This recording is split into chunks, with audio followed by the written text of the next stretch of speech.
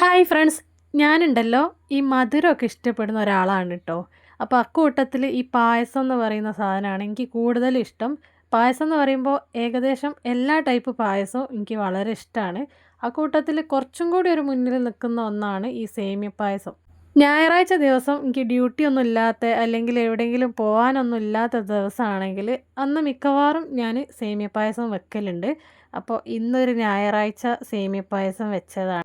ഒരാഴ്ച ആയിട്ട് ഇതിൻ്റെ ഫോണിൽ ഗാലറിയിൽ ഇങ്ങനെ കിടക്കുകയാണ് കേട്ടോ ഈ വീഡിയോ. അപ്പോൾ ഇന്ന് അതൊന്ന് അപ്ലോഡ് ചെയ്യാമെന്ന് വിചാരിച്ചിട്ട് ഇട്ടതാണേ. അപ്പോൾ നമ്മൾ സേമിയ പായസം അവിടെ സൈഡിൽ നിന്ന് ഇങ്ങനെ റെഡി ആവട്ടെ. അപ്പോൾ ഞാൻ വേറൊരു കാര്യം പറയാം.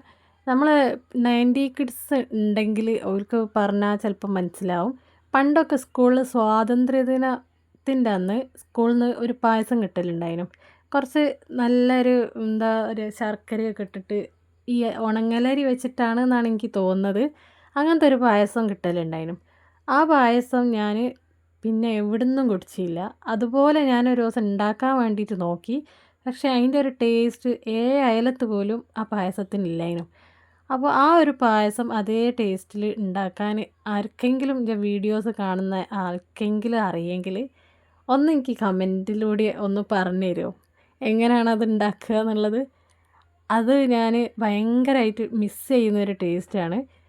അപ്പോൾ എൻ്റെ സബ്സ്ക്രൈബേഴ്സിനോ എൻ്റെ ചാനൽ കാണുന്ന അല്ലെങ്കിൽ എൻ്റെ വീഡിയോ കാണുന്ന ആർക്കെങ്കിലും ആ ഒരു പായസം ഉണ്ടാക്കാൻ അറിയെങ്കിൽ ഒന്ന് കമൻറ്റ് ചെയ്തിട്ടൊന്ന് അറിയിക്കുമോ. ചിലപ്പോൾ അത് കേൾക്കുമ്പോൾ നിങ്ങൾ വിചാരിക്കും ഇവളെന്തിനാ അന്നത്തെ ആ ടേസ്റ്റ് തന്നെ കിട്ടണമെന്ന് പറയുന്നത്, ഇവർക്ക് ഇപ്പം ഉണ്ടാക്കിയിട്ട് അതങ്ങ് കുടിച്ച് തൃപ്തിപ്പെട്ടാൽ പോരേന്നൊക്കെ നിങ്ങൾ വിചാരിക്കുന്നുണ്ടാവും. പക്ഷേ അങ്ങനെയല്ല, ചില ടേസ്റ്റുകൾ നമുക്ക് ഒരിക്കലും മറക്കാൻ പറ്റില്ല. അതുകൊണ്ടാണ് കേട്ടോ. എന്നാൽ ശരി.